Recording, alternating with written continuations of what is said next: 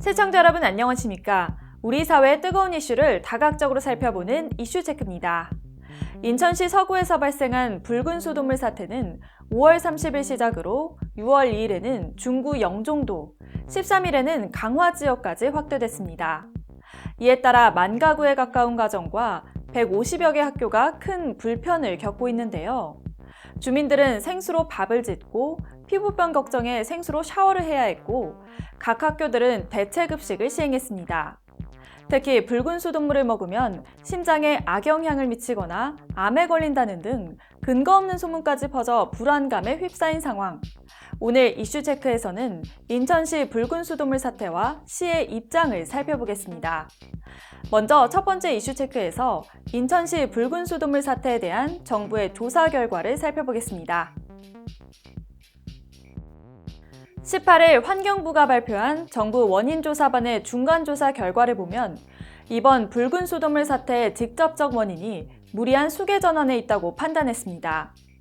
수계전환은 정수장들의 급수구역을 바꾸는 것을 말하는데 원래 인천 서구 지역 수돗물은 서울 풍납 취수장에서 취수해 성산 가압장을 거쳐 인천 서구 공촌 정수장으로 보내집니다. 이 취수장과 가압장이 전기설비 점검으로 가동을 잠시 중단한 사이 인천 남동구의 수산 남동 정수장에서 수돗물을 대체 공급한 과정에서 사고가 발생한 것입니다. 수돗물 공급을 바꿀 때 조처를 규정해 놓은 국가 건설 기준을 보면 수계전환 때 녹물이 생기지 않도록 충분한 시간을 두고 배수하고 제수 밸브를 이용해 물의 흐름을 늦춰야 하지만 인천시는 그렇게 하지 않았습니다. 통상 10시간 이상의 사전 배수 시간이 필요한데 시는 이런 절차를 무시하고 평소 2배의 유량을 물이 흐르는 방향과 반대로 흘려보냈습니다. 이 때문에 관 바닥과 벽에 붙어 있던 물때가 떨어져 물에 섞여 붉은 수돗물이 나온 것입니다. 환경부는 현재 성분이 인체 유해성은 크지 않으나 물에 끼워 쓰는 필터색이 바로 변하는 단계라면 직접 먹는 것은 삼가도록 권고했습니다.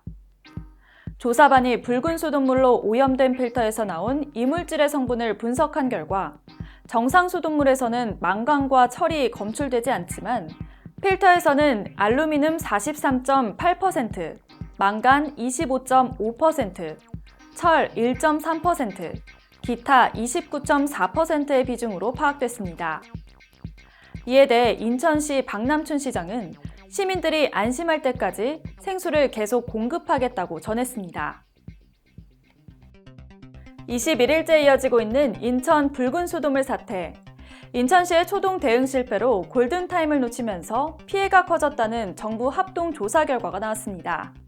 이에 환경부를 포함한 정부 합동조사반은 붉은 수돗물 사태 중간조사 결과를 통해 인천시의 초동 대응이 미흡했다는 점을 강하게 지적했는데요. 두 번째 이슈 체크에서 정부 조사 결과에 대한 인천시의 입장과 향후 보완 대책을 들어보도록 하겠습니다. 일단 아직까지 급수구에서 그거에 대해서 반박을 하거나 그런 내용은 없는 걸로 알고 있어요.